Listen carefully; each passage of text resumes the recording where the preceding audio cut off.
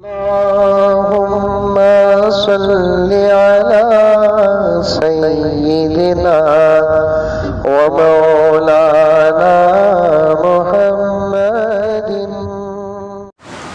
हाथों में पट्टियां बांधने का ऐलान रात के 2 बजे करते हैं। सुभान अल्लाह, सुभान अल्लाह। जिम्मेदारों की जिम्मेदारी को सलाम है।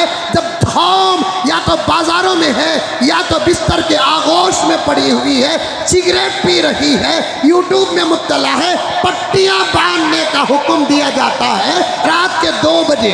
सुभान अल्लाह। जिम्मेदारी वाह क्या निभा रहे हैं कौम के जिम्मेदार।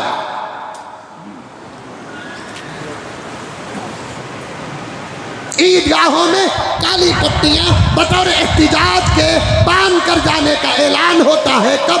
चांद देखने के बाद ऐलान होता है। चांद देने के बाद पट्टी बांधता है कौम का मुसलमान के बच्चों के जूते चप्पल लेने के लिए बाजार जाता है।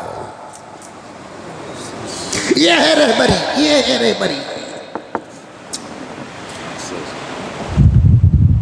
गुज़िश्ता जुम्मातुल विदा के मौके पर पट्टियां बांध कर जाने का ऐलान पूरे मुल्क में होता है। जुमेरात की इशा के बाद रात के 12 बजे 11 बजे क्या मालूम। मैं पूछा भाई पट्टी कहाँ? पट्टी क्या पट्टी हजरत? भाई हमारे बुजुर्गों का ऐलान है, एहतिजाज की एक शक्ल है। मालूम नहीं ना हजरत।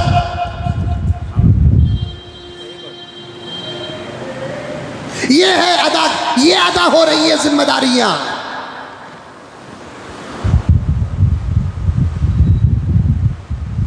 अभी मैं हालात पर नहीं आया, सिर्फ तुम्हारी हमारी हालत बता रहा हूं।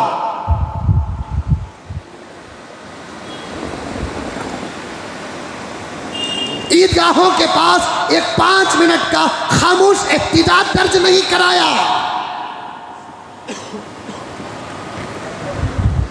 मैंने एक लायर साहब से पूछा, हाईकोर्ट लायर साहब से मैंने पूछा, बिल पास होने के बाद ही मुकदमा दायर होता है या उससे पहले भी मुकदमा दायर कर सकते हैं?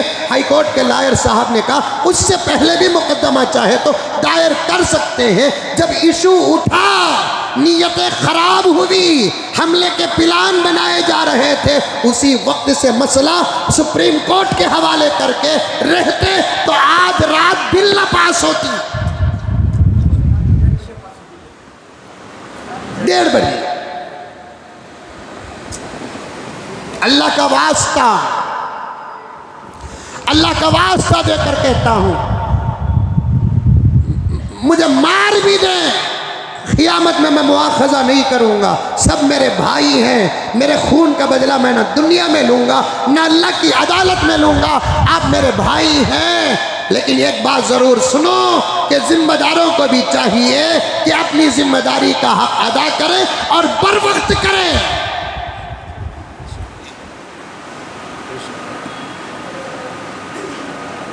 और जितने जलसे हुए उन जलसों में एक मौलाना अरशद मदनी के अलावा मौजू पर बात तक बराबर नहीं हुई। क्या खाक जलसे।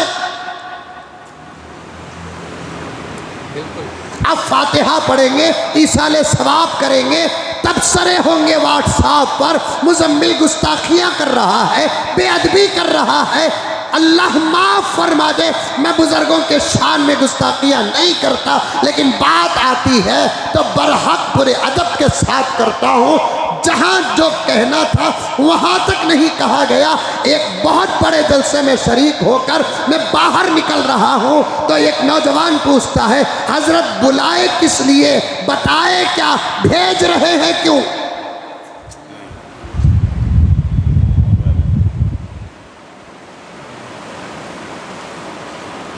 ये हाल है।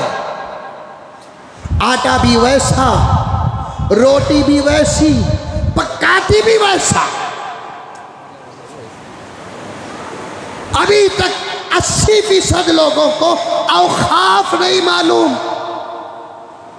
कुछ लोग हैं बिल के पास होने की तायीद कर रहे हैं। भाई हर दौर में जिस्म फरोश लोग भी थे तो ईमान फरोश लोग भी थे। हर दौर में जिस्म फरोश लोग भी थे, ईमान फरोश लोग भी थे। सलाहुद्दीन अय्यूबी का या टीपू सुल्तान शहीद का एक खौल भी है, जब अपने ही गद्दार हो जाते हैं तो मैदान में शेरों के पैर भी उखड़ जाते हैं।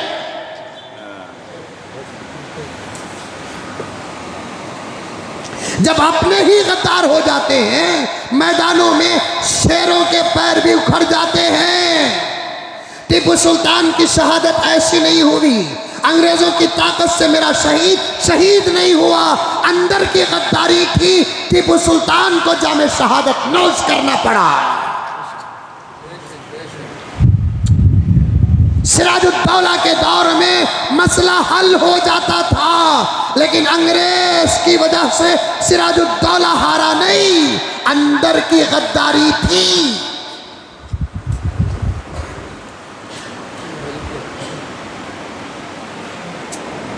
और ऐसे अंदरूनी गद्दारियां हर डिपार्टमेंट में है, हर माहौल में है, हर तंजीम में है, हर तहरीक में है।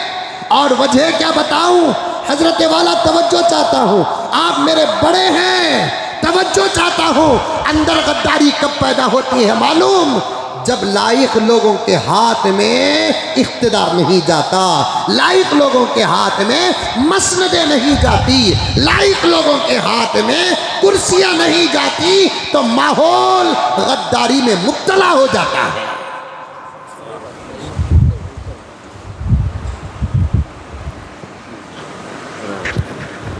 नालायकों के हाथ में जब इख्तिदार चला जाता है, कुर्सियां चले जाती हैं, मसनदें चले जाती हैं, तो गद्दारी की बीज वही से निकलती है और एक मजबूत दरख्त बन जाता है।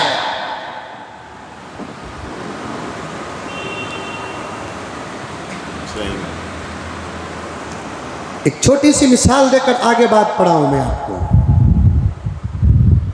जैसे ही हमल की इत्तला मिलती है, उसी वक्त से अगर इलाज शुरू होता है तो बच्चे सलामत पैदा होते हैं।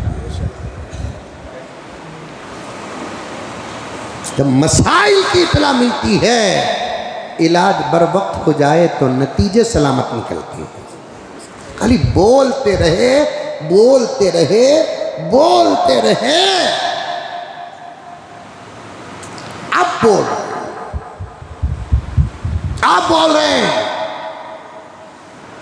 निफाक जिन लोगों का आना था आ गया, और नतीजा निकलने से पहले ही वाज़े था। इशारा समझ रहे हैं? खुदा मेरे वक्त में बरकत दे। नतीजे वाज़े थे, नतीजा निकलने से पहले कि किस तरफ वोट कितने पड़ने वाले हैं और किस तरफ वोट कितने पड़ने वाले हैं, नतीजा जाहिर था।